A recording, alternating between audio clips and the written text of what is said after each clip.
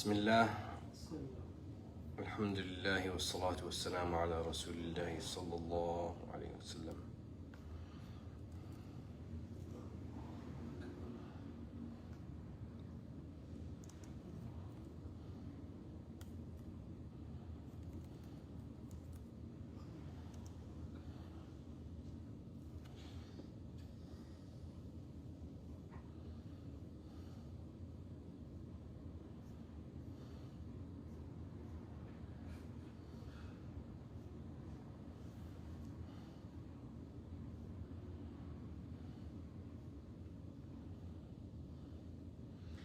فصل في زكاة الفطر. في زكاة الفطر. زكاة الفطر صاع وتجب عن مسلم ومن برزقه طلب.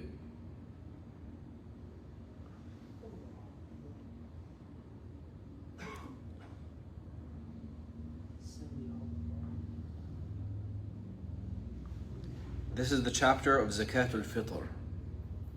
Zakat al-Fitr differs from regular zakat in the sense that it's not a percentage of anything. It's a flat rate, if you will. Sorry, my computer seems to be...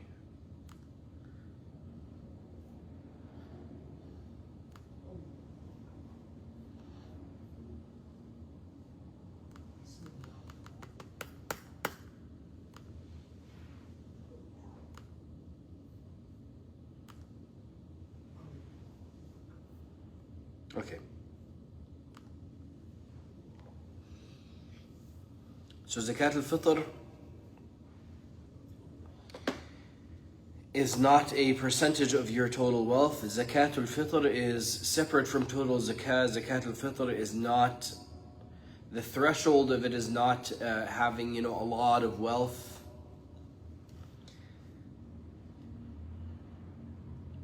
So it's a special Ramadan community gift that you do in order to make sure that everybody's celebrating Eid with something. Zakat al-Fitr is a sa', about 2 liters, volume based charity that you give. And it is required on every able Muslim and those whom he is responsible for financially. If a child was born yesterday and it's Eid tomorrow, you should pay Zakat al-Fitr on that child, for that child. So basically you look at your dependents in your home and you pay for each one of them. You donate 2 liters of food. Of course, those who are responsible for financially who are Muslims. It is given from the common staple food of a people. In California, we grow dates. I wouldn't say that's a staple food here. We have rice, we have, all sorts of types of foods and vegetables. So you can calculate what the price is of that much wheat, or whatever it is that you're paying based off the price of. And you can give that in cash to the needy, which is more customary in America because it's much harder to find somebody who will accept 2 liters specifically of food versus, getting the Zakat al-Fitr cumulatively for a bunch of people and giving it as cash to somebody who's struggling with rent. So giving it in a cash equivalent is permissible as well. Or you can give it in cash and somebody can buy the food and distribute it.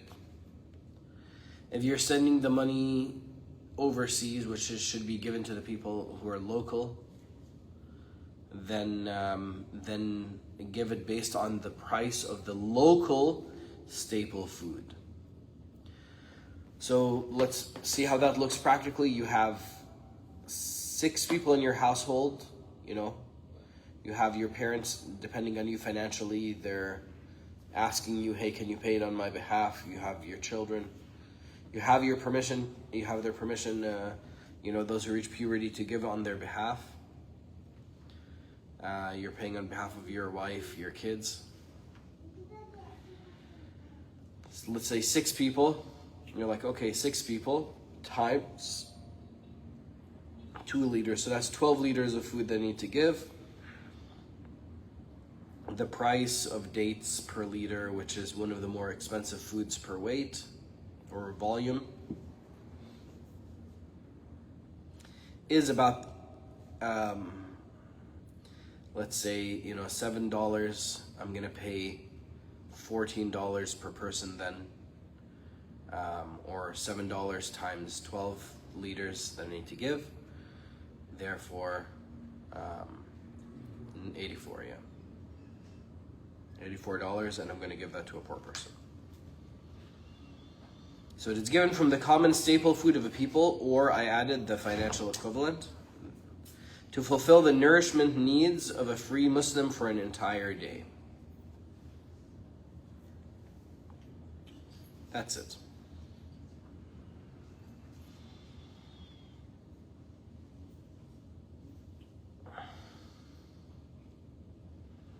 That's the chapter of Zakat al-Fitr. There's a few things which I mentioned that aren't mentioned here in the book. What else should I mention? In regard to when you pay it, you should pay it on Eid if possible. If, like in America, it's very hard to find somebody in need you can give money to on the way to Eid, then don't worry. Maybe a day or so in advance, you can pay it. And in other opinions, you can pay it well before, but the stricter Maliki opinion should be paid during Eid, before the Eid prayer. After the Eid prayer is done, that's it. There's no more Zakat al-Fitr. You are overdue, and you've likely committed a sin. A lot of masjids, they gather the Zakat al-Fitr and they distribute it based on other madhabs. They'll distribute it well in advance of Eid. It's best to be given on Eid or just before Eid. And yes, you can give it to someone. And let's say in your local masjid there's Maliki people who know what they're doing. Tell them, hey, look, I'm giving this Zakat al-Fitr. Can you distribute it to someone who's in need as close to Eid as possible? I'll give you the cash now and distribute it before Eid. So that's what works best for Malikis in the United States. Any questions? Okay. Check the Zoom. All right.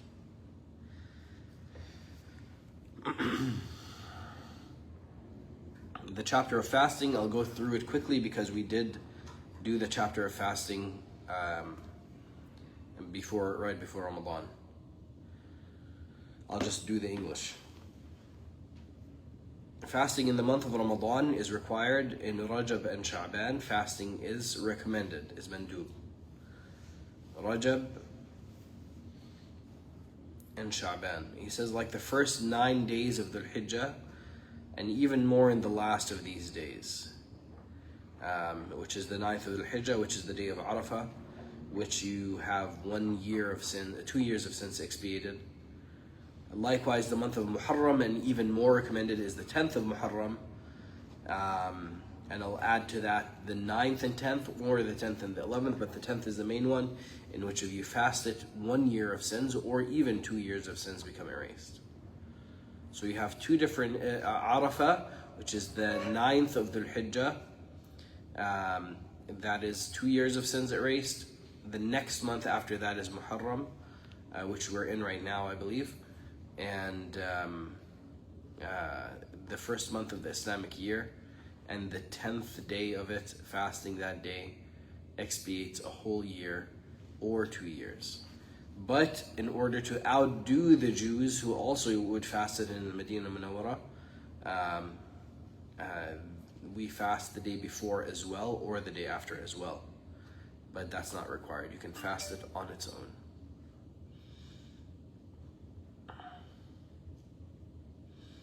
And that is in honor and gratitude of Musa alayhi salam crossing the Red Sea and escaping from the Pharaoh.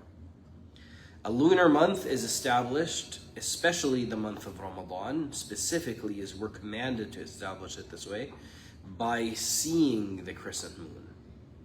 Not by calculating, but by seeing the crescent moon, or by completing 30 days from the previous month in total. Or by completing 30 days from the previous month, because the lunar month cannot be 31 days, so therefore, if you don't see the moon, that means the 30th day begins, and then you don't even need to bother to go sight the moon the night after. It's considered the first of the month of the next month. So basically, if the month before Ramadan was a 30-day month, that means the day after would definitely be the first of Ramadan. So that's the case where you didn't sight the moon on the sighting night, which is the 30th night.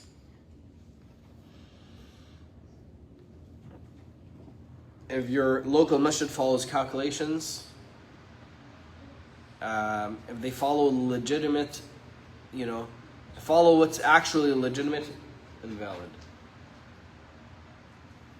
Okay, that's you guys' choice. If you guys can hear me still, that's fine. No, they turned it on.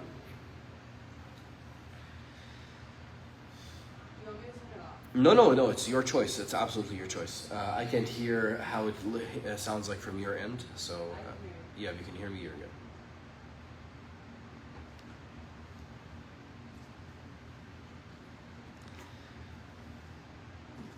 So if your local masjid follows calculations, I wouldn't follow them in that.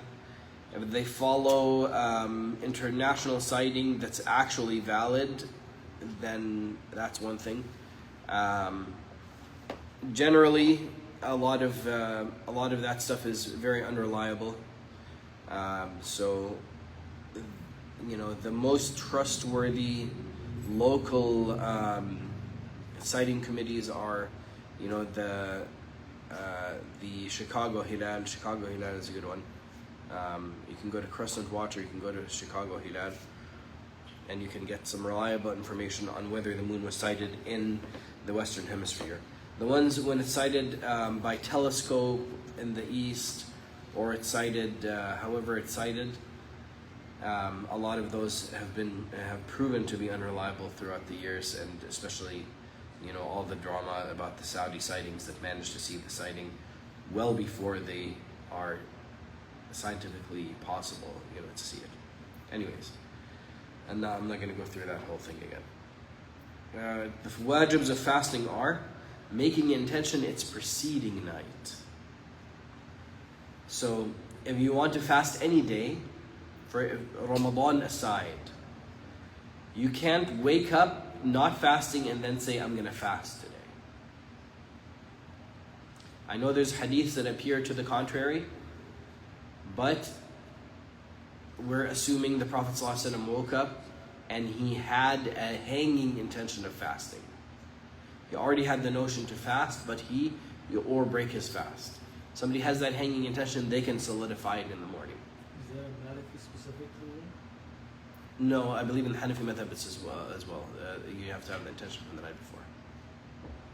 I'm not sure about Shafi'i's the details. So you have the intention from the night before, and then suhoor or not suhoor, if you miss suhoor or don't miss suhoor, that has nothing to do with fasting or not fasting. So number one, the intention must be there the previous night. Or in the case of Ramadan, we're going to talk about, it's different. You can just, at the beginning of Ramadan, intend to fast the whole month, and until your fasting is interrupted, that one intention lasts throughout. Number two, leaving sexual intercourse. Number three, leaving drinking fluids, or drinking. Number four, leaving eating. So no food, no intercourse, no drinking.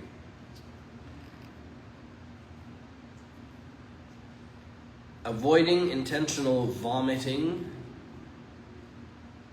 And number 6, avoiding making substances reach the stomach from the ear, eye, or nose.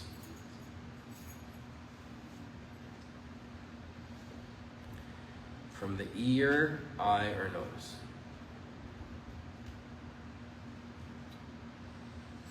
So if something enters the body not from the ear, eye, or nose and is non-nutritive, like an injection that, or they're drawing, blood from your body, they're entering the needle into your body, it's not reaching your stomach, and not providing nutrition, then it doesn't break the fast.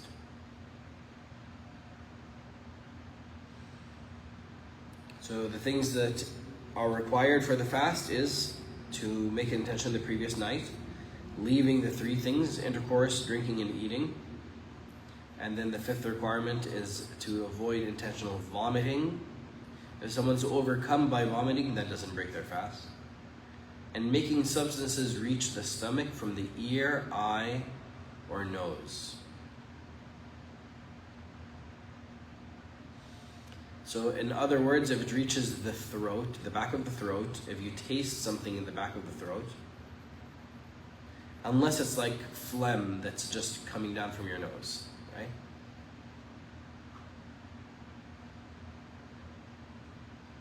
Or you're normally swallowing saliva. If the saliva pools up so much that it's a glob, that you're actually drinking something then that's different. But if it's just normal,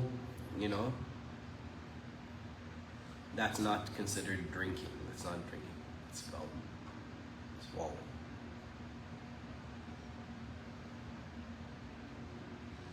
But if the taste of something reaches the back of your throat, or reaches your stomach, or provides you nutrition, you break your fast.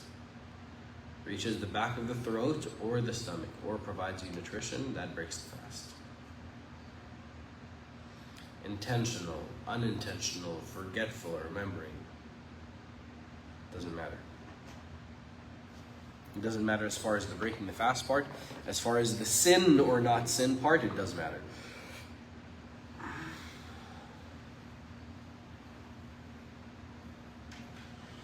The time for the fast is from the rising of dawn until the setting of the sun. So for your prayer, set your apps to 15 degrees. Wherever you're at on earth, generally in 99+% of the earth, of inhabited earth, setting your app to 15 degrees, Fajr has come in by that time. So you can pray after that time safely. And then setting your app to 18 degrees for Fajr, or 15 to 20 minutes earlier than the 15 degrees time. That'll tell you when to stop eating. Why is there a 15 to 20 minute gray zone? Because there's a margin of error in depending on where you live, the elevation, what's blocking the horizon, how clearly you can see the horizon, the weather, etc. That makes the light come faster or later, seasonally or permanently, like a mountain. So using one method of calculating when the first light is visible and spreading that across an entire continent is foolishness. You have to know what calculation fits your area. Somebody could be a couple miles away from you, but they're up a mountain. They're going to see the light a lot earlier than you, who's obscured by that same mountain. If you use the regular apps, they'll both in North America, they'll do the 15 degrees time, and you'll be eating well into Fajr. So you can't just use the same time that we use for prayer to also use it for fasting. So the default time, if you don't know how to change the apps and whatever, the default time you're going to be getting in your app is the 15 degrees timing in most apps in America. That's the Islamic Society of North America. That's fine. Keep that for your prayer. As for your fasting, stop eating 15 to 20 minutes before that time. Otherwise, it's almost certain that Fajr will enter before. If you're eating up to the time, the prayer time, then it's almost certain that Fajr comes in before that, actually. Because it's a very broad estimation. All right. That's the simplest way that I can put it. Don't change anything for your app, but stop eating 15 to 20 minutes before. Otherwise, your fast will be broken.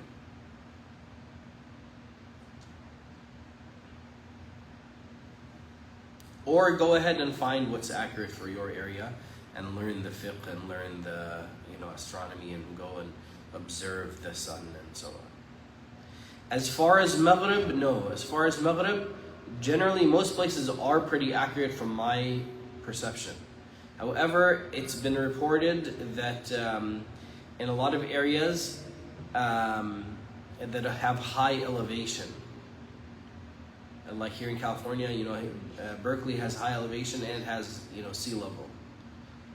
So for them to be taking the same time as or the time as if it's all sea level, no. If you have high elevation, you see the sun for longer. If your horizon is clear, you see the sun for longer. They have both in Berkeley. I forget what the heights of Fremont are that have a nice view to the ocean and they're high up. All of Fremont should be going by their time, the highest inhabited place in that city. If you're unsure, then for Maghrib, just add 5 minutes for your Maghrib, just to be entirely safe. We add 5 minutes here, although technically, honestly, if we added 1 minute, would probably be fine. But then some days the sun is very large, appears very large on the horizon. And I know we can go and figure out scientifically which days those are and so on. We just play it safe, we add 5 minutes total for Maghrib. As soon as that 5 minutes passes, we have achieved certainty that Maghrib is in, therefore we can pray and we can eat. And we should pray, we should eat as soon as possible and then pray as soon as possible after that. So the time for the fast is from the rising of dawn until the setting of the sun. And having consciousness for other than the person asleep in the beginning of it is a precondition for it to be obligatory and acceptable.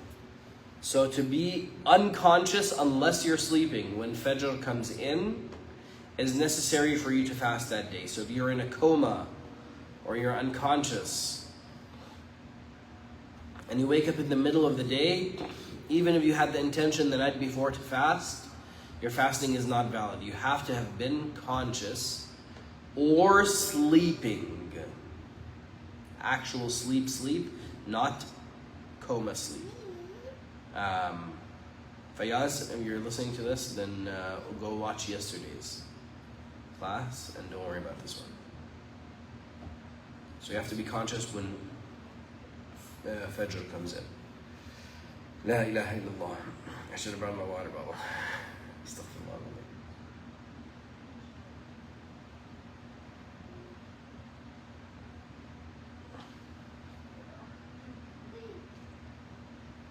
So he says, and let the person who does not have consciousness, e.g. due to a fainting spell, make it up. Know that menstruation prevents one from fasting, and she makes up her wajib fasts missed while menstruating, including the fast in which the menstruation started during the day, and the fast in which the menstruation stopped and was lifted. So the day that the menstruation starts is a no-fast day. The day the menstruation stops is a no-fast day. If the menstruation happened at any time during the day, that's not a fasting day. If it stopped or began during the night, then that's a different story.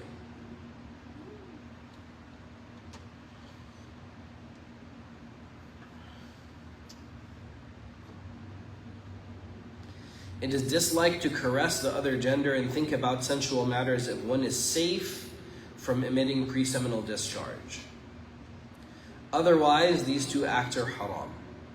Fantasizing, thinking about those things, and also touching the opposite gender are disliked when you're sure that nothing is going to happen and there's no discharge that's going to come out. If that discharge might come out, or you know that it may come out, then that type of thinking and that type of touching is haram. And if that discharge comes out of a man, the fasting breaks.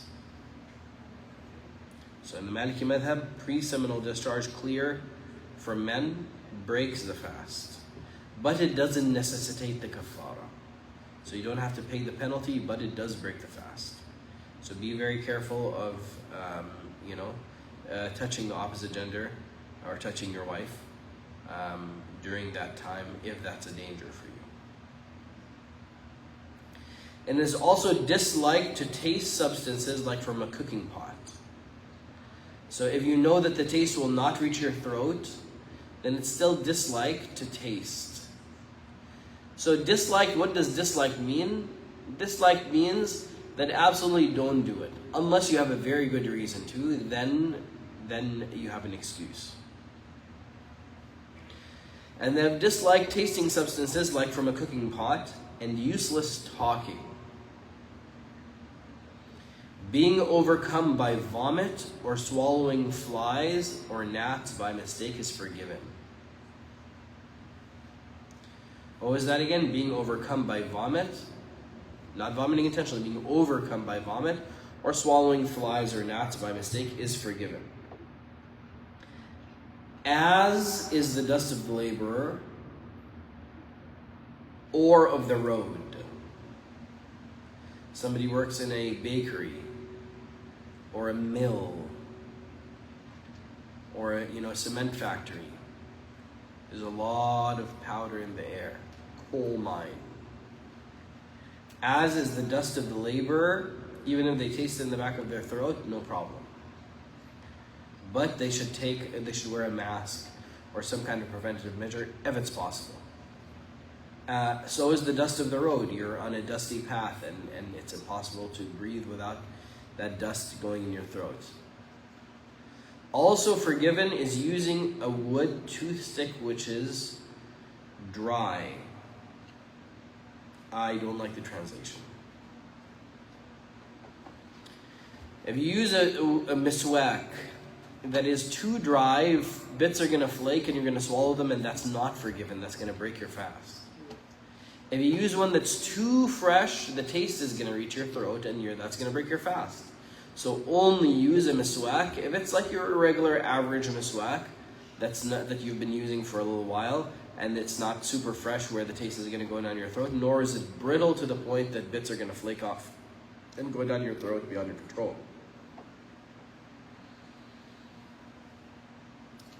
It is also forgiven to wake up in a state of janaba. So from a pre-dawn penetration or ejaculation with pleasure. So meaning that something happened during the night, whether you were with your spouse or whether you were sleeping, that made you lose your ghusl, and you haven't made ghusl yet and Fajr comes in, that's totally fine. And one intention is enough for a fast which must be kept on successive days. So what fasting to be kept on successive days? Fasting, let's say 3 days for your swearing. Fasting 60 days for making up of an intentional broken fast. Whatever it is. The Hajj ones, whatever it is. And of course the most famous one, which is Ramadan. So the successive fasts, you can say, okay, I have an intention to fast the next 10 days or whatever for the next 30 days of Ramadan, or to fast Ramadan. And one intention is enough, but a new intention must be made if some preventative factor like sickness or menstruation, breaks the succession of fast. Or traveling. Right? I went to North Carolina last Ramadan. I was unsure whether I was going to fast the next day or not. Wa alaikum salam.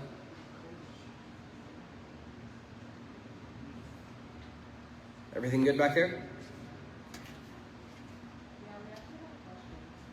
Yeah, go ahead and ask.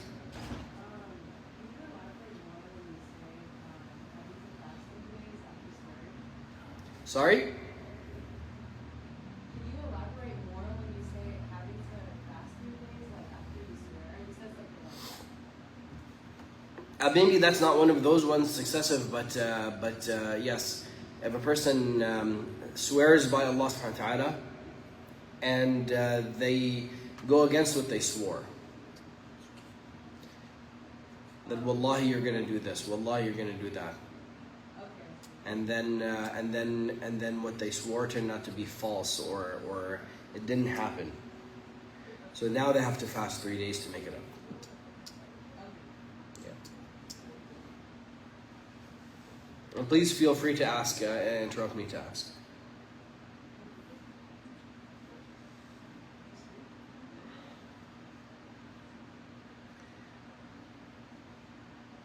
If somebody is traveling, like I was saying, I went to North Carolina.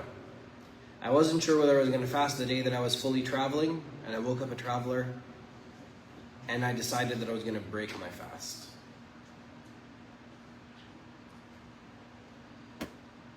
What did I need to do differently for the next night, for the next day of fasting? I needed to renew my, what? Intention. Okay, now I'm going to fast for the rest of Ramadan.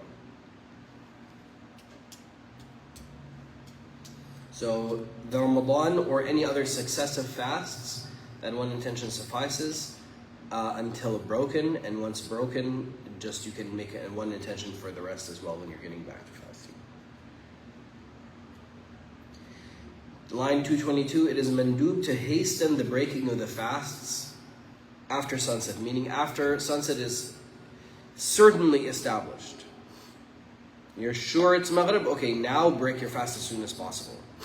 A lot of people get this one wrong. They're like, oh, it could be Maghrib, it could not be Maghrib. But hey, we're supposed to break our fast as soon as possible, let me break my fast. No, that's not how it works. Once you establish that Maghrib is in for sure, then you break your fast as soon as possible. And lifting of the restrictions. Just like that, it is mandub to delay the suhoor, to end about 20 minutes before dawn.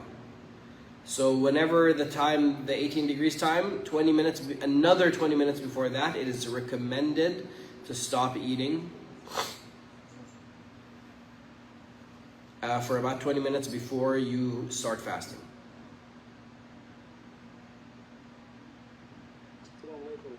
Wa alaikum salam. Question after. So the sheet that we did throughout Ramadan is calculated for that to make sure we're fasting correctly. If it's 20 minutes before. Yes. So the sheet that we distribute in Brentwood in Ramadan, it says stop eating, and it says Maghrib. So the Maghrib time we have there, we've already added the 5 minutes, and the stop eating time, if you stop eating at that time, your fasting is safe. If you want to stop eating, if you want to implement the sunnah of stopping eating about 20 minutes before, since we have an area of doubt, you're kind of forced to apply that sunnah. So if you want to add another 5 or 10 minutes, that's up to you. Got it. Thank you so much. No problem. Assalamu alaikum warahmatullahi wabarakatuh. Walaikum salam. What do you mean by adding 5 minutes? I'm sorry, I didn't understand that part. So, do you live in Brentwood? Yes. Okay, so, this is Sister Shahina? Yes. Okay, mashallah, sorry, I didn't know who it was. I just saw the name right now, apologies. So we have the stop eating time. The stop eating time is the earliest time where Fajr could come in. Yes. So already it's likely at least about 4 or 5 minutes before the actual Fajr comes in. But since it could be Fajr, we stop eating at that time out of necessity, because we don't want to eat possibly in Fajr, otherwise our fasting is not going to be accepted. So 5 minutes before or 20 minutes before? no, so we are required to stop at that stop eating time, which is in itself probably usually about 4 or 5 minutes before the actual Fajr time comes in. Oh, okay. So then you technically would be applying the sunnah if you stopped eating then 10 minutes before that. Okay. So before our stop eating time. And this, if Ramadan is in the winter, this is very applicable. When Ramadan is in the summer, like now it's Fajr, the 18 degrees time is 3:51. Yes. So to add another 10 minutes is very, very difficult. So if applying a sunnah like that is going to cause you harm, then you shouldn't apply it. Okay. But yes, But if you want to fully apply the sunnah, then about, You would still apply the 5 minutes, right? yes, 5 or 10 minutes before the stop eating time if you want to apply the sunnah. And there's no such thing as applying 5 minutes at Maghrib, right? No, Maghrib, once you're sure Maghrib is in, which for us is 5 minutes after the sunset time, once you're sure Maghrib is in, you break your fast as soon as possible. So after Maghrib time, wait 5 minutes? Is that what you're saying? No. Our Maghrib time on our sheet that we hand out already has the 5 minutes in because the app doesn't calculate the days, for example, that the sun seems larger or appears larger on the horizon and takes longer to set. Today Maghrib time, according to Muslim World League, is 8:35 or 8:40. Muslim World League affects Isha and Fajr. It doesn't really change anything in regard to Maghrib. So do I wait 5 minutes? Say if Ramadan was right now, today, say, and it's Maghrib. For our Brentwood prayer times, we already add 5 minutes to our clock like this one. No, but We already add 5 minutes to our timetable. If you're not using our timetable and you're not using your clock, which you should use our timetable, because our timetable, there's no questions you have to ask, just follow it and you'll be good. If you're not using our timetable, if you're not using our clock, add 5 minutes to Maghrib to be certain that Maghrib came in. to open the fast. Yes. Okay. Jazakallah khair. Right, yeah.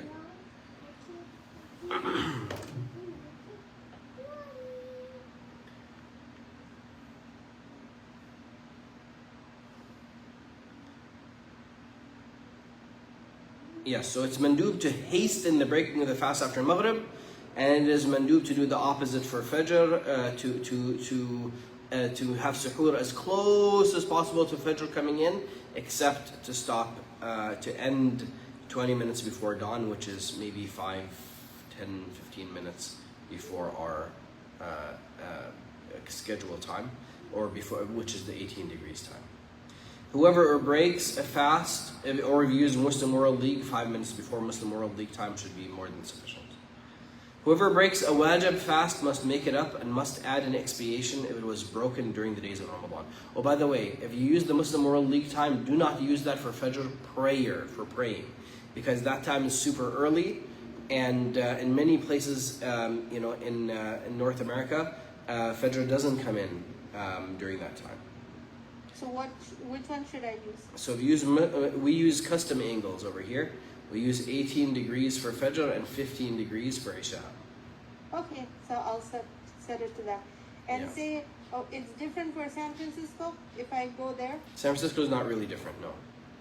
Okay, so 18 for Fajr and 15 for Isha. Okay, Yeah. Jazakallah. And from San Francisco, I'd definitely add 5 minutes for Maghrib, because it has a clear western horizon facing the ocean.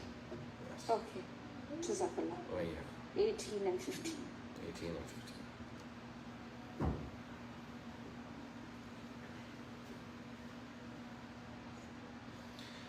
Whoever breaks a wajib fast must make it up.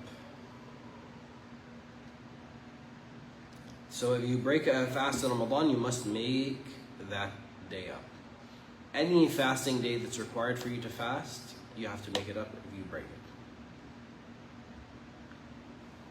An expiation must be added if it was broken during the days of Ramadan intentionally. only if the fast is broken in certain ways. So if somebody breaks their fast by fantasizing and the pre-seminal fluid comes out, then that does not necessitate the expiation, but they have to make up the day. If somebody breaks their fast by taking an injection of something nutritive, that breaks their fast, but it doesn't necessitate the expiation. So what does necessitate the expiation?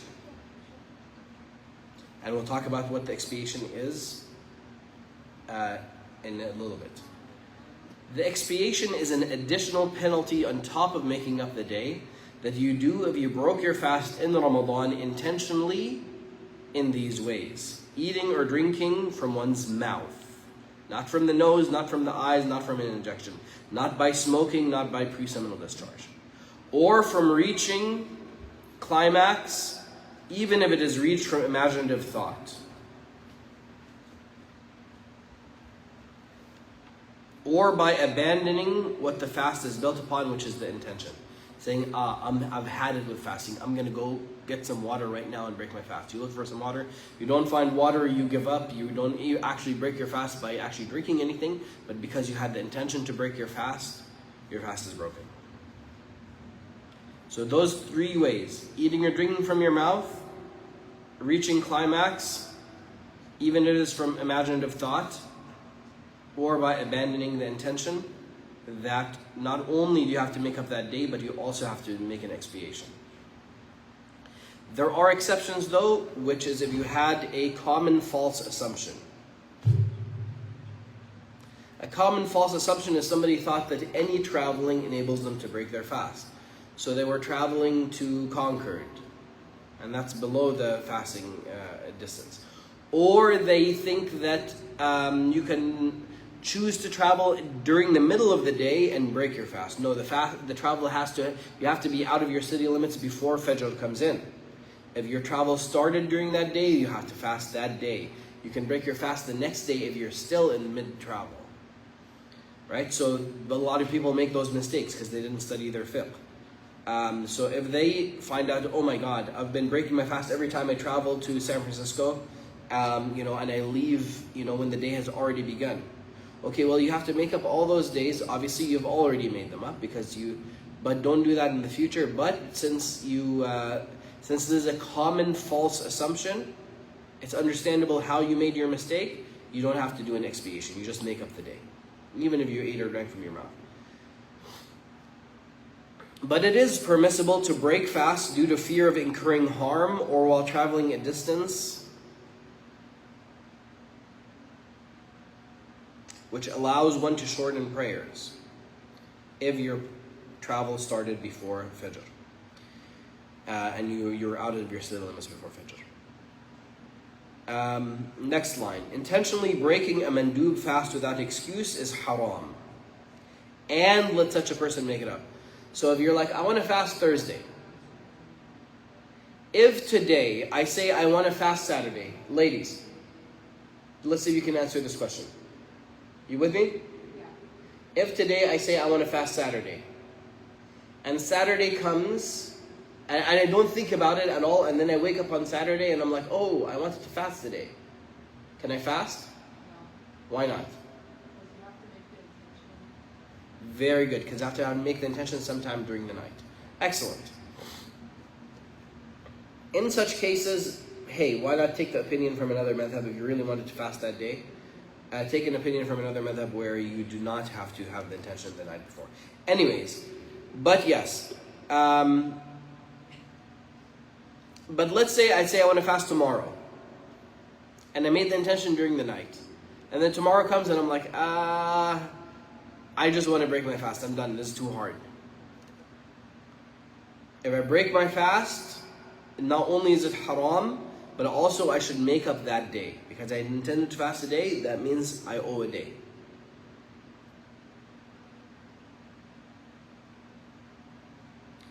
But breaking a mandub fast in other circumstances, meaning if you have a valid excuse or out of forgetfulness, does not necessitate that you make it up. Also, if it's a mandub fast and you forgot and you ate something, Should you keep fasting the rest of the day? Yes, so you get the reward anyways, inshallah. If it's Ramadan, yeah, keep fasting for the rest of the day. But since Ramadan is an absolute requirement, oh my Lord, I see why you have the fan on. It's very hot. Okay.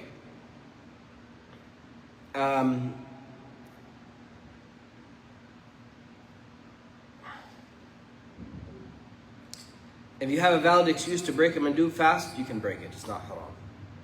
If you forget and eat during a mandub fast, it's okay. Your fasting is still intact. Keep fasting for the rest of the day. But if it's Ramadan, then yes, keep fasting for the rest of the day and make the day up. Are we clear? Yeah. Wait, what do you mean by mandub fast? Is it just like A mandub fast is like fasting Mondays and Thursdays. so if you break a mandub fast, you Yep. don't have to make up that day? If you break a mandub fast for an excuse, for a legitimate excuse, you don't have to make up that day. Or if you forget and eat, then you can keep fasting and you don't make up that day. But if you intentionally break your fast on a mandub day without a valid excuse, you have to make up that day, and it was haram for you to do that. Clear? Is that for the mandub or for the siyam? For the mandub. For the fard, you keep fasting and you do make up that day. Okay. Oh yeah. Now here's the expiation. Expiate by fasting 2 lunar months consecutively. 60 days. You were hungry in Ramadan, you were thirsty. You were like, this is too hard. I'm new to fasting. I just converted, a few weeks ago. Not a big deal. I'll just eat today and I'll make up the day later. I missed my suhoor. I'm not used to waking up for suhoor. It's not fair. All the other Muslims who have been Muslims their whole lives, they not only they often have the luxury of maybe even a family member who makes the suhoor for them and wakes up. I'm hungry, I'm thirsty, I'm gonna break my fast. Obviously, you've just done a major sin.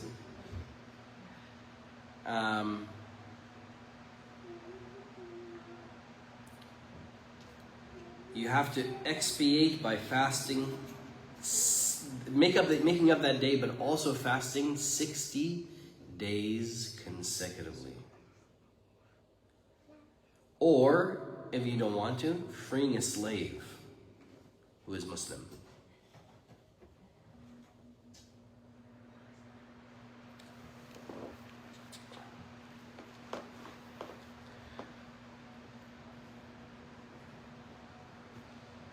And there's a third option, which is feeding 60 poor people 1 mud, which is 0.5 liters, for each poor person from a common staple food found abundantly in one's region. If you're going to send the food overseas, you have to pay according to your food prices. And this is the preferred method of expiation in the Maliki madhab. And in the Maliki madhab, you do have the choice which method of expiation you take. But in the Maliki madhab, if you broke your fast intentionally on 5 days, you owe 5 expiations, which is technically fasting like almost a whole year, if you're going to do the fasting option, or freeing 5 slaves, or feeding 300 people. Let's say you can feed them for, let's say your staple grain 0.5 liters is about $5, $6, $5, let's say. You can probably find cheaper, and then you send that overseas, $5 per person times 300. Yeah.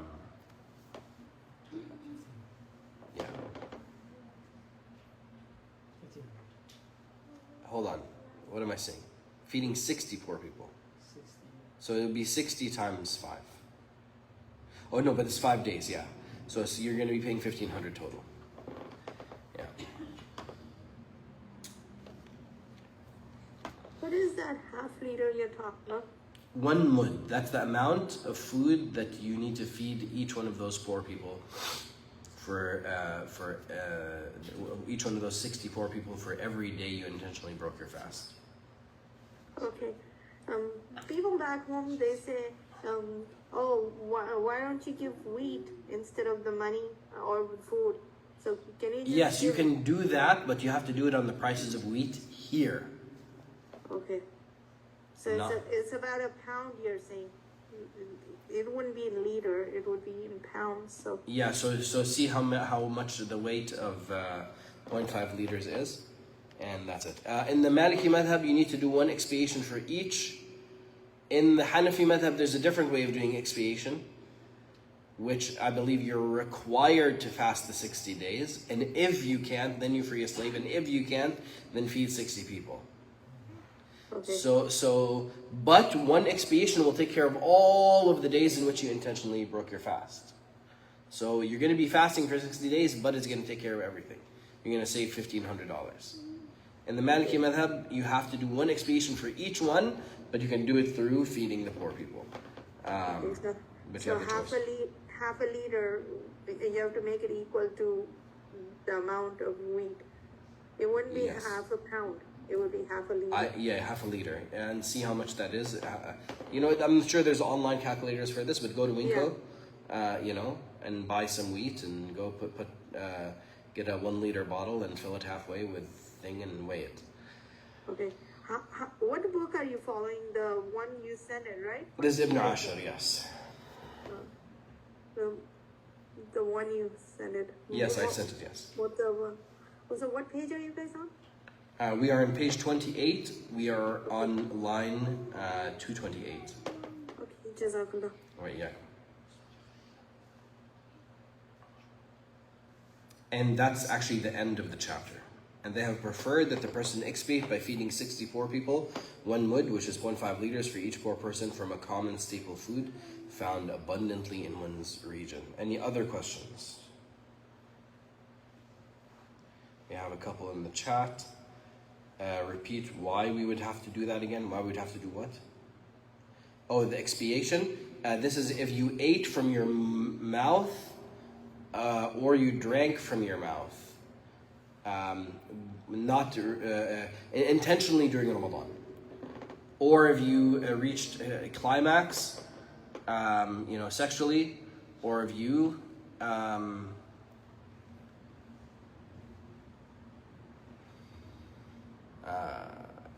or if you made the intention or if you broke your intention of fasting, that you're like, I'm not going to fast the rest of this day.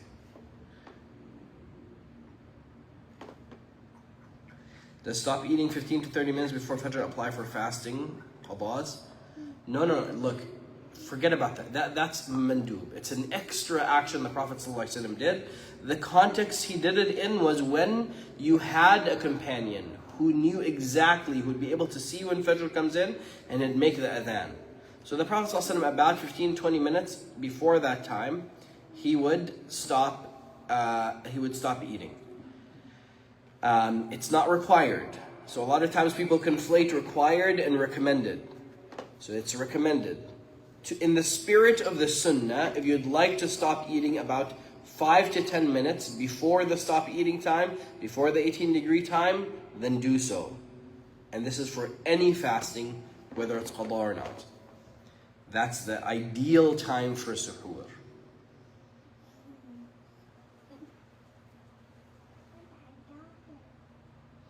Brother Ibrahim asked, does that include smell at the back of the throat that breaks the fast? That's a very good question.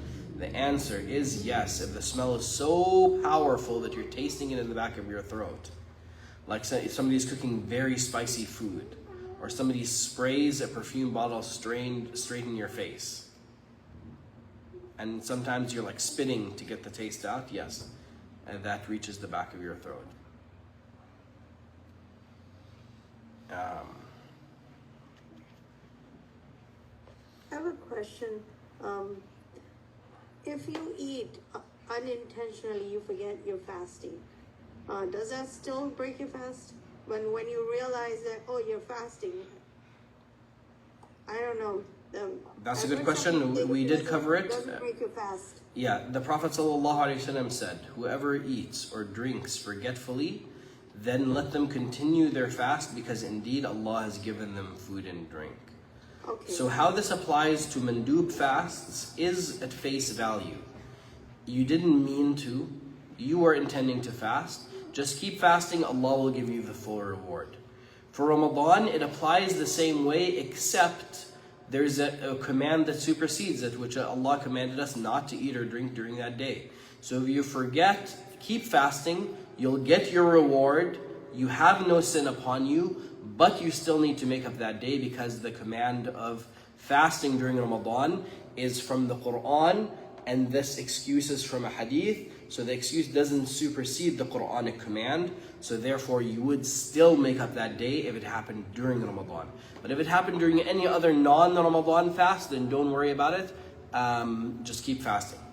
Is that clear? And mandub means what? Non-required. Non-required. Okay.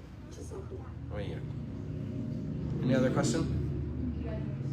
So sorry. So if you're doing a qada day, you're making up a Ramadan day, and you forget during the makeup day, yeah, then you still need to repeat that again, because that's a required fast. Go ahead. Did you say that thinking about breaking your fast but not actually breaking it? No. Saying to heck with this, I'm done fasting. I am done. I have officially ended my fast. That not thinking, breaking your fast. Without eating or drinking, but intending, khalas, I'm done. Yeah. Which, obviously, it has to be mentioned, even though we'll probably, hopefully, inshallah, never witness that in our lives. Using toothpaste, does it require expiation? Maybe that's from the ones that are common mistakes that people make. So hopefully not.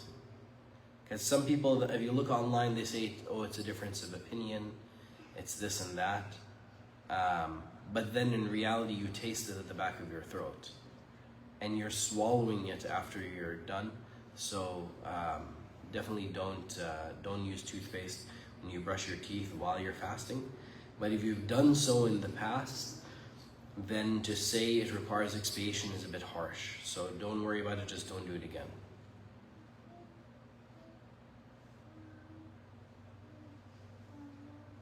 Looks like that's it for questions. Subhanak Allahumma bihamdik. Nashhadu an la ilaha illa anta astaghfiruka wa atubu ilaik. Oh my God.